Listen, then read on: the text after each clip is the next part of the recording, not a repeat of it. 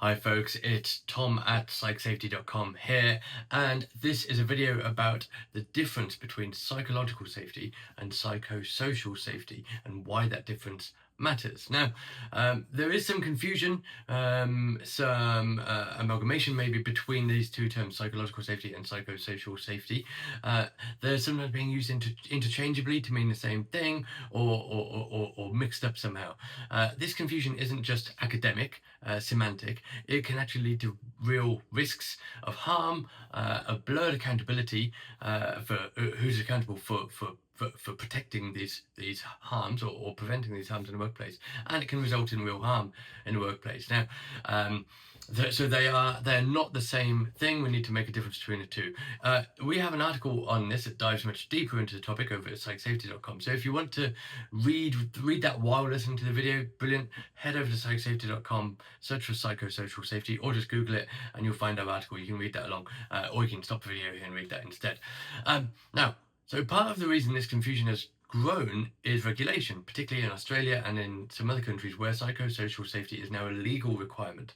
And employers in the workplace must identify and control psychosocial hazards. This is things that can lead to psychosocial harm, mental health harm, and psychological health is now regulated alongside physical safety.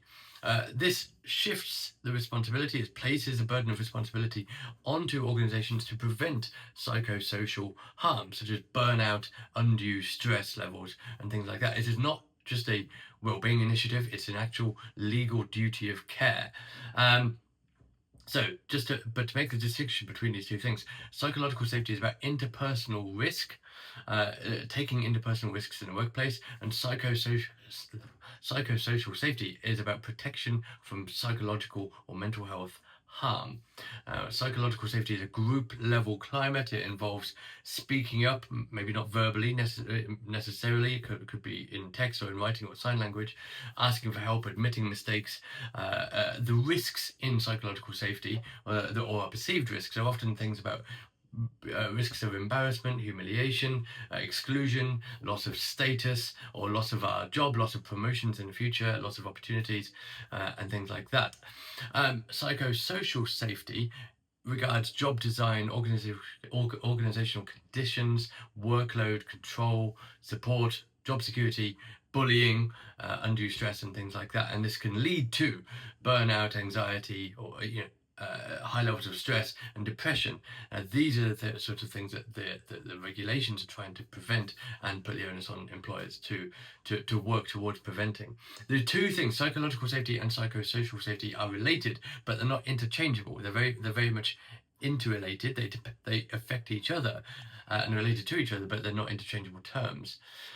And so we could. The point here is that we could feel psychologically safe and able to suggest ideas and admit mistakes, but still under great workload pressure and feeling burnt out. So we could be under psychosocial. We could feel psychosocially unsafe, or be psychosocially unsafe and resulting in harm, whilst feeling psychologically safe. Or the other way around, we may feel we may be high psychosocial safety, but we might not feel psychologically safe enough to suggest ideas, raise concerns, ask for help, and things like that. So they can act that way. We need to make this distinction tangible between the two things. It's not an either or argument between the two. Poor psychosocial safety can undermine psychological safety. If we're stressed, insecure, under a great deal of pressure, we're going to be less likely, we're likely to be less likely to speak up. Our psychological safety is likely to be harmed as a result. And a lack of psychological safety allows psychosocial hazards to persist, i.e., if we don't feel psychologically safe to say, I'm overloaded, I'm burning out, then that's a bad thing. It's going to increase the risk of psychosocial harm. So the point is, some hazards appear twice. That once as a job design risk, and again as an inhibitor of voice, and they can influence each other in feedback loops, positive or negative. So what do we do about this? We need to make this distinction clear.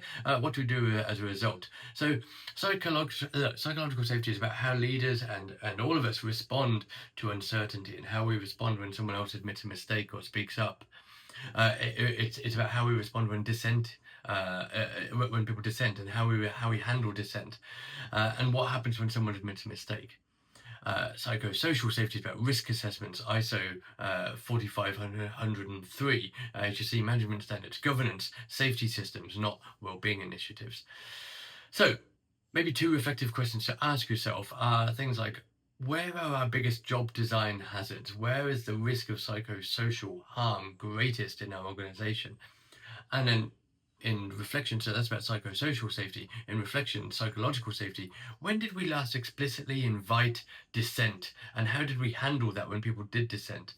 So yeah, psychological safety is about voice. Psychosocial safety is about protection from harm. We need both, and they affect each other, but confusing them creates blind spots, and blind spots are where that harm can hide.